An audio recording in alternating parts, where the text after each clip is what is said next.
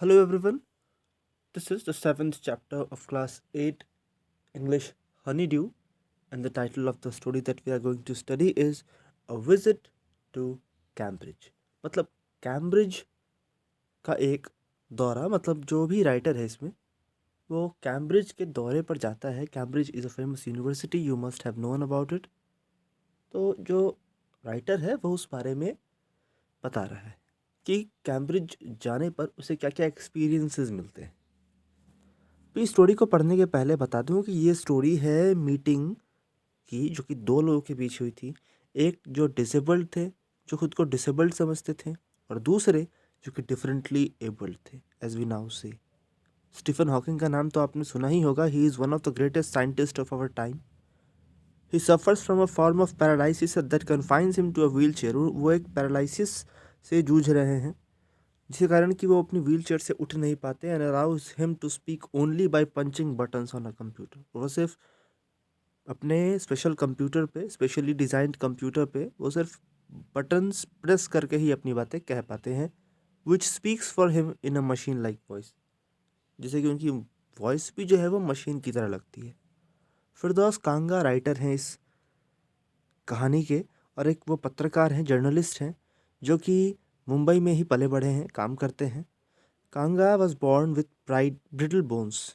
कांगा की एक बीमारी थी कि वो ब्रिटल बोन्स, मतलब उनकी हड्डियाँ कमज़ोर हो चुकी थी, that tended to break easily when he was a child. बचपन से ही ये बीमारी थी कि उनकी हड्डी ज़रा ज़रा सी बात पे टूट जाया करती थी। हॉकिंग की तरह ही Kanga moves around in a wheelchair. Kanga भी व्हील चेयर में ही घूमते फिरते हैं। तो ये जो दो ग्रेट मैन हैं वो कैसे एक्सचेंज करते हैं थॉट्स को, and what it means to live life on a wheelchair, और ये व्हील चेयर पर लाइफ को बिताने का क्या मतलब है। And also how the so call normal people react to the disabled, और इस बारे में भी कि किस तरीके से नॉर्मल पीपल इन डिजेबल लोगों की बातें करते हैं या ट्रीट करते हैं।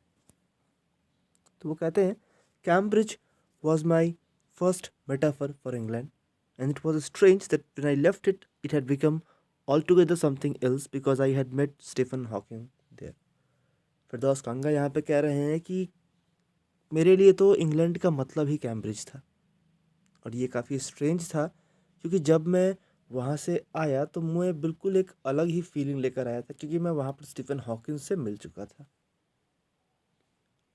It was an a walking tour though through Cambridge that the guide mentioned Stephen Hawking, poor man who is quite disabled now. ये ऐसा हुआ कि जब मैं कैम्ब्रिज के दौरान टहल रहा था, उसके पार्क में टहल रहा था, तो मेरे गाइड ने बताया कि वही वो स्टीफन हॉकिंग है, बेचारे poor man, though he is a worthy successor of Isaac Newton whose chair he has at the university। ऐसा माना जाता है कि वो आइजैक न्यूटन जैसे महान साइंटिस्ट के उत्तराधिकारी हैं, सक्सेसर हैं, और उनकी कुर्सी उन्हें दी गई है यूनिवर्सिटी में। और मैंने स्टार्ट किया because I had quite forgotten that this most brilliant and completely paralysed astrophysicist. और मैंने जैसे ही मैंने शुरुआत की तो मैं बिल्कुल भूल चुका था कि ये जो सबसे ब्रिलियंट और ये पूरी तरह से जो पैरालाइज एस्ट्रोफिजिस्ट है, उसने a brief history of time जैसी one of the biggest best sellers books लिखी हैं। In the walking tour was done, जैसे ही टहलना खत्म हो गया, I rush to a phone booth and almost steering the cord so that it could reach me outside. तो उसे खींचता हुआ बाहर की तरफ फोन स्टीफन हॉकिंग्स हाउस। मैंने उनके घर पे फ़ोन किया। There was his assistant on the line and I told him I had come in a wheelchair from India. Perhaps he thought I had propelled myself all the way to write about my travels in Britain. I had to see Professor Hawking. Even 10 minutes would do. Half an hour, he said, from 3:30 to 4। तो जब मैंने उससे कहा कि मैं India से उनसे मिलने आया हूँ और मैं भी व्हील चेयर पे आया हूँ, मतलब मैं भी उन्हीं की तरह लाचार और मजबूर हूँ, तो शायद ये बात सुनकर वो तैयार हो गया मुझे उनसे मुलाकात करवाने के लिए। और वो कहता है कि आधे घंटे का समय काफ़ी है, फ्रॉम 3:30 to 4 आप उनसे मुलाकात कर सकते हो। And suddenly I felt weak all over, और तभी मैं खुद को बड़ा मजबूर समझ रहा था। ग्रोइंग अप डिसेबल्ड, आखिर आखिर एक डिसेबल्ड की तरह बड़ा होना, you get fed up with people asking you to be brave. आप फेड अप हो जाते हो, आप हिम्मत हार जाते हो जब लोग आपको बोलते हैं कि ब्रेव बनो। As if you have a courage account in which you are too lazy to draw a cheque, जैसे कि आप में एक करेज अकाउंट हो और आप चेक ड्रॉ नहीं कर पा रहे। The only thing that makes you stronger is seeing somebody like you. आपको एक ही चीज़ बहादुर बनाती है, आपको अपने जैसे लोग जब दिखते हैं तो आप खुद को कुछ अचीव करता हुआ महसूस करते हो। जब आपके ही जैसा कोई इंसान कोई बहुत बड़ा अचीवमेंट पाता है, then it is a motivation for you. नहीं तो बाकी लोग कुछ भी बोले कोई फ़र्क नहीं पड़ता। Then you know how much is possible and you reach out further than you ever thought you could. तभी आपको मालूम पड़ता है कि आप कितना आगे बढ़ सकते हो, आप क्या क्या अचीव कर सकते हो। I haven't been brave, said his disembodied computer voice the next afternoon. I had no choice. अभी अगली दोपहर जब वो उनसे मुलाकात कर रहे होते हैं तो स्टीफन हॉकिंस रिप्लाई करते हैं कि मैं कोई ब्रेव नहीं था, मेरे पास कोई चॉइस ही नहीं था। I have had no choice. Surely I wanted to say living creatively with the seriality of his disintegrating body was a choice, but I kept quiet because I felt guilty every time I spoke to him. मैं चाहता तो उनसे काफ़ी कुछ पूछ सकता था क्योंकि वो काफ़ी क्रिएटिवली अपनी ज़िंदगी जी रहे थे, तो मेरे पास पूछने को काफ़ी कुछ था। लेकिन हर बार जब मैं उनसे कुछ पूछने को जाता मुझे लगता कि मैं कुछ बहुत बड़ी गलती कर रहा हूँ। Because I felt guilty every time I spoke to him forcing him to respond, क्योंकि मैं उन्हें रिस्पॉन्ड करने के लिए फोर्स कर रहा था। Because he can't speak, so he had to press the buttons with his fingers. Every so often his eyes would shut in frustrated exhaustion. हर कुछ समय पर उनकी आंखें जो थी वो एग्जॉशन, थकावट में, झुंझलाहट में बंद हो जा रही थी। And sitting opposite him I could feel his anguish. और उनके सामने बैठकर उनके एंग्विश, उनके झुंझलाहट को मैं फील कर पा रहा था।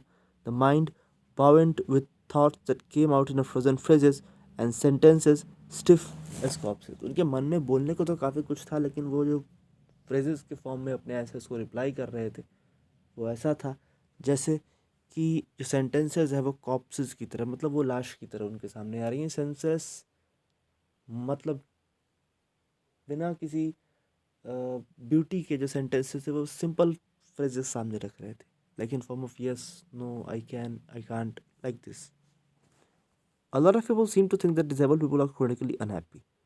कुछ लोग ऐसे भी होते हैं, उन्हें ये लगता है कि जो डिसेबल्ड लोग होते हैं वो बचपन से ही अनहैप्पी होते हैं। मैंने कहा, I know that's not true myself, are you often laughing inside. मैंने उनसे पूछा कि मैं जान रहा हूँ कि ये मेरे लिए तो सही नहीं है, लेकिन क्या आप भीतर से हंसते हो? क्या आप कभी हंसते भी हो? कांगा ने हॉकिंग से पूछा। अबाउट 3 मिनट्स लेटर, लगभग 3 मिनट के इंतज़ार के बाद वो रिस्पॉन्ड करते हैं, I find it amusing when people patronise me. वो कहते हैं कि मुझे काफ़ी अजीब लगता है जब कि लोग मुझे पैट्रोनाइज करते हैं, मेरी बड़ाई करते हैं, मेरी तारीफ़ करते हैं। And do you think it anyone annoying when someone like me comes and disturbs you in your work. और वो दूसरा प्रश्न पूछते हैं कि क्या आपको काफ़ी गुस्सा भी आता है जब मेरी तरह का कोई इंसान आता है और आपके काम के बीच आपको डिस्टर्ब करे। द आंसर फ्लैश्ड यस, और स्क्रीन पे आंसर आता है yes. Then he smiled his one way smile and I knew without being sentimental और silly that I was looking at one of the most beautiful man in the world. और फिर yes कह कर के वो हल्का स्माइल भी करते हैं, जो कि मुझे समझ में आ गया था कि मैं दुनिया के सबसे खूबसूरत पुरुषों में से एक से इस वक्त मुलाकात कर रहा हूँ। A first glimpse of him is shocking. अगर आप उन्हें पहली झलक देखेंगे तो काफ़ी शॉकिंग होगा, because he is like a still photograph. क्योंकि वो एक स्टिल फोटोग्राफ की तरह है जो मूव नहीं कर सकता। As if all those pictures of him in magazines and newspapers have turn 3 dimensional. ऐसा लगेगा जैसे कि न्यूज़पेपर्स की जो तस्वीरें हैं वो 3 डायमेंशनल हों। Then you see the head twisted sideways into a slump. और फिर आपको दिखाई देगा कि उनका जो हेड है वो एक तरफ झुका हुआ है बिल्कुल। द टॉर्सो, जो ऊपरी हिस्सा है शरीर का, वो shrunk inside the pale blue shirt. जो ब्लू रंग की शर्ट उन्होंने पहन रखी थी उसमें बिल्कुल डूबा हुआ सा वो हिस्सा था। द वेस्टेड लेग्स, बेकार के पैर, क्योंकि वो अपनी पैर से मूव नहीं कर सकते। You look at his eyes which can speak still and there are saying something huge and urgent. लेकिन जब आप उनकी आंखों में देखते हो तो उनकी आंखें हमेशा कुछ कह रही होती हैं, कुछ बहुत बड़ा, कुछ बहुत मीनिंगफुल, और काफ़ी कुछ urgent. It's hard to tell you, ये इतना मुश्किल है कि ये बता पाना मुश्किल है कि वो उनकी आंखें क्या कह रही होती हैं। Further, but you are shaken because you have seen something you never thought could be seen. लेकिन आप चौंक जाते हो क्योंकि आप कुछ ऐसा देखते हो जैसा आपने अभी तक सोचा भी नहीं था कि आप देख पाओगे। before you like a lantern whose walls are worn so thin you glimpse only the light inside it. आपके सामने एक ऐसी दीवार है, एक ऐसा शीशा है जिसके भीतर लैंप जल रहा है, आपको रोशनी मिल रही है. Is the incandescence of a man. उस इंसान की रोशनी आपको प्रकाशमान कर रही है. That is the poet wants to say through the lines. The body almost irrelevant. Body जो है वो बिल्कुल इररिलेवेंट है, मतलब कोई मतलब नहीं है इस शरीर का. Exist only like a case made of shadows. ऐसा लगता है जैसे कि किसी ने छाया से उसे बनाया है. So that I know believer in eternal source know that this is what each of us is. Everything else is accessory. वो कहते हैं, फिरदौस खान का कहना है कि मुझे लगता है कि मेरा कोई विश्वास नहीं था एटर्नल सोर्स में, आत्मा में, लेकिन शायद ये वो चीज़ है जो कि हमें एक एक्सेसरी बनाती है, एक माध्यम बनाती है इन चीज़ों को पूरा करने का. और स्टीफन हॉकिंस की जो बॉडी है, इट्स अ परफेक्ट एग्जाम्पल कि किस तरीके से एक इंसान अपनी सभी चैलेंजेस को फेस करता हुआ अपने लाइफ में प्रोग्रेस कर सकता है. What you think is the best thing about being disabled. फिर मैंने उनसे पूछा कि आपको क्या लगता है कि डिसेबल्ड होने के बारे में सबसे अच्छी बात क्या है. I don't think there is any good about being disabled. वो कहते हैं कि मुझे नहीं लगता कि डिसेबल्ड होने में कुछ भी अच्छा है. I think I said you do discover how many kindness there is in the world. वो कहते हैं, मैंने उनसे पूछा कि मुझे लगता है कि है, क्योंकि आपके सामने जितने भी लोग हैं वो आपको काफ़ी सारी दया दिखाते हैं, आप काफ़ी सारी काइंडनेस शो करते हैं. इस दुनिया में काफ़ी ऐसे भी लोग हैं जो हम अपंग लोगों पर दया शो करते हैं. Yes, he said it was a disadvantage of his voice synthesizer that it could convey no inflection. उन्होंने यस कहा, लेकिन उनके जो वॉइस सिंथेसाइजर थे उसकी एक डिसएडवांटेज थी कि वो सिर्फ बातें ही करता. Rise and fall of the voice it did not show. मतलब उनकी बोलने में कितनी लड़खड़ाहट थी, कितनी मजबूरी थी, ये वो नहीं बता पा रहा था. No shades of tone and I could not tell how enthusiastically he agreed with me. और मैं कह नहीं सकता कि वो कितनी उत्साह के साथ मेरे इस बात से सहमत थे कि दुनिया में कई ऐसे लोग हैं जो कि उनके प्रति दयावान हैं, दयालु हैं. Every time I shifted in my chair और turn my wrist to watch the time I wanted to make every one of our 30 minutes count.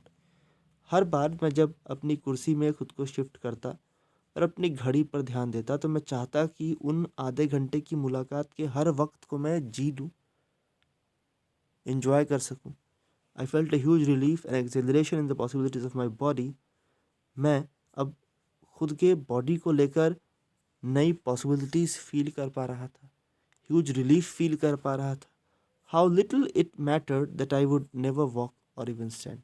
कितनी छोटी बात है कि अगर मैं चल नहीं पा रहा हूँ, मूव नहीं कर पा रहा हूँ या फिर खड़ा नहीं हो पा रहा हूँ, ये कोई कितनी छोटी बात है उस महान इंसान के आगे. मैंने बताया कि how he had been an inspiration beyond cliche for me and surely for others that did that thought help him. जब मैंने उनसे पूछा कि आप सोच भी नहीं सकते कि वो किस तरीके से हमारे लिए एक सोर्स है इंस्पिरेशन का और दूसरों के लिए भी, तो क्या उन्होंने ऐसा कभी सोचा है. No, he said. वो कहते हैं कि नहीं, मैंने ऐसा कभी नहीं सोचा. I thought how foolish I was to ask. मुझे लगा कि मैं कितना बड़ा बेवकूफ़ हूँ कि मैंने उनसे ये प्रश्न पूछ दिया. जब आपकी बॉडी क्लॉस्ट्रोफोबिक रूम हो और जो वॉल्स हों वो नैरोअर और नैरोअर दिन पर दिन छोटे होते जा रहे हों, it doesn't do much good to know that there are people outside smiling with admiration to see you breathing still. तो मुझे नहीं लगता कि लोग आपको देखकर वाकई में खुश होना चाहते हैं जब आपका शरीर हर दिन क्रम्बल कर रहा हो, टूटता जा रहा हो, सिकुड़ता जा रहा हो. Is there any advice you can give disabled people, something that might help make life better. वो पूछते हैं, फिरदौस खांगा पूछते हैं, कि क्या कोई एडवाइस है आपके पास डिसेबल लोगों को देने के लिए जो कि उनके लाइफ को बेटर बना सके. They should concentrate on what they are good at. वो रिप्लाई करते हैं कि उन्हें कंसंट्रेट करना चाहिए कि वो किस काम में अच्छे हैं. I think things like the disabled Olympics are a waste of time. कहते हैं कि ये जो डिसेबल्ड ओलंपिक्स हैं वो वेस्ट ऑफ टाइम है क्योंकि वो उसमें अच्छे नहीं हैं. There are people who are much better than his abilities, his possibilities. So there is no time to think about the disabled Olympics. I know what you mean. I remembered the years I had spent trying to play a Spanish guitar considerably larger than I was, and how gleefully I had unstringed it one night. मैंने उन्हें बताया भी कि मुझे पता है कि आप क्या कहना चाहते हो। मुझे बिल्कुल याद है कि एक बार मैंने कोशिश की थी स्पेनिश गिटार प्ले करने की और अपनी उंगलियां मैंने काट ली थी। आई हैड अनस्ट्रिंग्ड इट, मैंने इसके धागे तोड़ दिए थे। The half hour was up, आधा घंटा बीत चुका था। I think I have annoyed you enough, I said grinning thank you for. आधा घंटा बीत चुका था तो मैंने कहा कि मुझे लगता है कि मैंने आपको काफ़ी झुंझला दिया है। आई said grinning thank you for, मतलब जो कुछ भी आपने कहा उसके लिए काफ़ी काफ़ी धन्यवाद। Stay, I waited, have some tea. उन्होंने कहा कि स्टे, ठहर जाओ, have some tea, I can show you the garden. वो कहते हैं कि मैं तुम्हें गार्डन भी दिखा सकता हूँ। The garden was as big as a park, but Stephen Hawking covered every inch, rumbling along in his motorized wheelchair while I dodged to keep out of the way. We couldn't talk very much. The sun made him silent, the letters on his screen disappearing in the glare. मतलब वो जो मुलाकात थी वो आधा घंटा के अलावा भी चली। अब स्टीफन हॉकिंस भी काफ़ी इंटरेस्टेड थे उस मुलाकात में। वो उन्हें अपना पूरा बगीचा दिखाने ले जाते हैं जो किसी बड़े पार्क से कम नहीं था, लेकिन स्टीफन हॉकिंस उस बगीचे का एक एक इंच अपने उस मोटराइज्ड व्हील चेयर में घुमा रहे थे, जबकि मैं बैठा हुआ था चुपचाप अपने व्हील चेयर में। We could not talk very much, हम ज़्यादा बात नहीं कर पा रहे थे क्योंकि जो सन था वो डूब रहा था, तो जो लेटर्स थे उनके स्क्रीन के वो दिखाई नहीं दे रहे थे। एक घंटे बाद we were ready to leave, एक घंटे बाद हम लोग तैयार थे एक दूसरे से विदा लेने के लिए। I didn't know what to do, मुझे नहीं पता था कि क्या करना है। I could not kiss him और क्राई, मैं ना तो मैं उन्हें गले लगा सकता था, ना तो मैं उन्हें किस कर सकता था, ना तो मैं रो सकता था। आई touched his shoulder and wheeled out into the summer evening, और मैं वापस अपने व्हील चेयर पे उस समर इवनिंग वहाँ से चल पड़ा। आई लुक बैक, मैंने पीछे देखा and I knew he was waving through the he wasn't, और मुझे लगा कि शायद वो अपनी हाथ हिला करके मुझे इशारा कर रहे हो, लेकिन वो ऐसा नहीं कर रहे थे। Watching him, an embodiment of my bravest self, the one I was moving towards, the one I had believed in for so many years alone, I knew that my journey was over for now. तो उनको देखकर मुझे ऐसा लगता है कि शायद जिसकी मुझे तलाश थी, जो मैं जिसको मैं खुद के एम्बॉडीमेंट के रूप में देख सकता था, मतलब एक डिजेबल पर्सन की जो एबिलिटीज़ हो सकती हैं, the best that a disable person can do, this is the embodiment, ये प्रतीक है उस बहादुरी का। स्टीफन हॉकिंस प्रतीक है उस बहादुरी का। So that is all about this story written by Firdaus Kanga. That is all about it. In the next couple of videos, we shall talk about another chapters of Class 8 English, Honeydew. So, thanks and have a nice day.